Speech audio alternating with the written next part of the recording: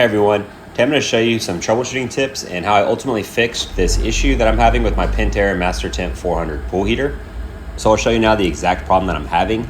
Anytime that we would turn the heater on for the pool, you can see the heater starts to kick on and you can actually hear the heater itself turn on, but then almost instantly the heater turns back off and then the service heater light would come on.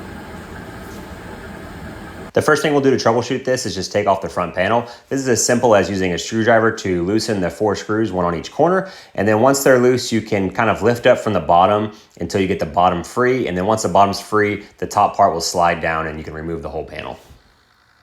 Okay, so there's 2 very common problems with this service heater light coming on and ones that you'll be able to check yourself and do the replacement yourself if you need to. Number 1 is this tubing right here.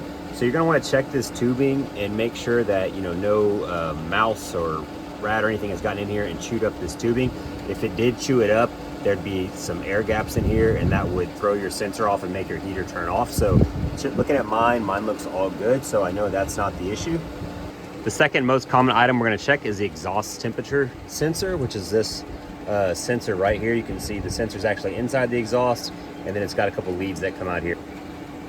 I'll show you really quick how to check this sensor and see if it's still functioning or not.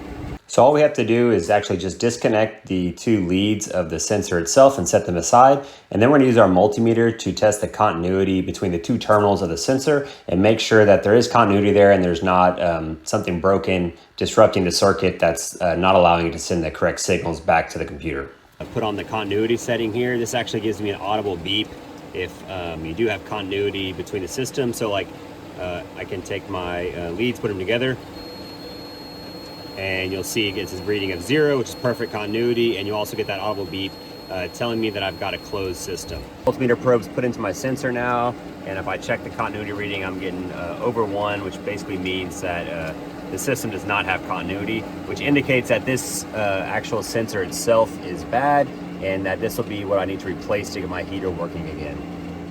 Different brand multimeters might have a slightly different way of showing this. You can see this one shows an OL when we connect to the terminals, which for this one, it indicates open line or open loop, basically meaning the same thing. We have an open circuit and there is no resistance across those terminals, which is why our sensor is causing the system to shut down. So I'll just use a small crescent wrench to loosen up the sensor and pull it out of there.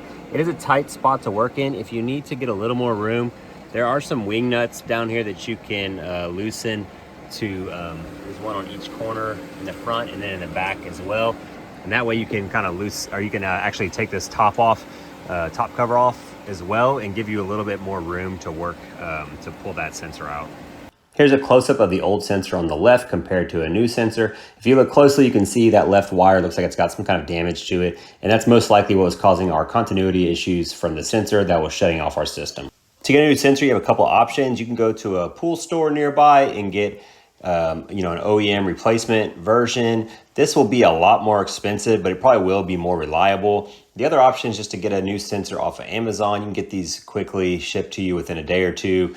They're definitely going to be a lot cheaper options there, but the reliability might come into question where it might only last a year or 2 and you're going to have to replace it again. So it's just up to you what you want to do. If you do want to get one off Amazon, I'll put some links in the description below that you can use to find the exact sensor to replace with.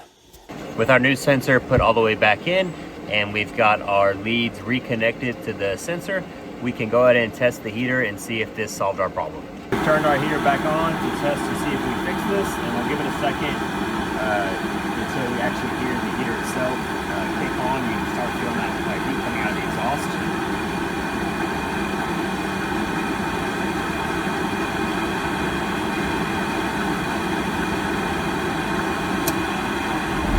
So you just heard it click when the heater turned on. You can put your hand over the exhaust and feel the kind of warmth coming from the exhaust itself. And before, this is about the time that it will turn back off and the service heater light will turn on. So the fact that it hasn't done that, it's continuing to heat, means that that sensor was our problem and it has fixed the heater to be back working again. With everything working again, I've just went ahead and put my front cover back on. If this helped you out, please consider liking and subscribing to the channel. If you have any questions or comments on something I could have done better, please feel free to leave them in the comments and I'll try to respond to them. Otherwise, I'll see you in the next project.